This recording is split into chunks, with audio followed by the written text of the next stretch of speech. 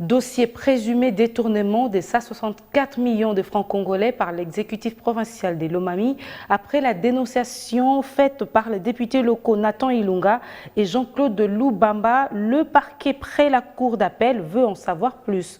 Le procureur de cette instance judiciaire a invité ces deux élus à son cabinet ce lundi pour d'éventuelles auditions sur ce dossier. Les explications de Sylvain Moukadi. Le samedi 4 juillet, c'est le président de l'Assemblée provinciale, Valdo Tchouba-Mouakas, qui était premier à répondre à l'invitation du procureur général près le tribunal de grande instance de Cabinda. Selon certaines indiscrétions, Valdo Tchouba-Mouakas a été répondre aux différentes questions de la justice sur plusieurs matières, dont la complicité de son bureau dans le présumé détournement de plus de 64 millions de francs congolais. Dossier qui a été évoqué dans le rapport sur les contrôles budgétaires du premier trimestre élaboré par la commission ECOFIN. C'était au cours de la plénière de clôture, mais qui a été étouffé avec une mention incidentielle soulevée par un groupe de députés qualifié de pro-gouvernement provincial. Pour ce lundi, le procureur a invité les deux élus provinciaux qui avaient dénoncé à la presse ce prétendu détournement. Sur l'invitation, aucun motif n'a été évoqué par le procureur, précise Jean-Claude Loubamba Mutombo,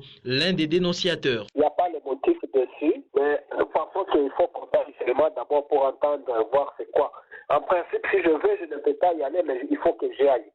On a dénoncé, par contre, j'ai rapporté ce qui est dans les rapports de la commission ECOFIN sur les gars, l'argent dont on ne voyait pas une trace et que les rapports avaient été rejetés et on ne saura jamais où est parti cet argent. Le rapport parle exactement de 164 millions.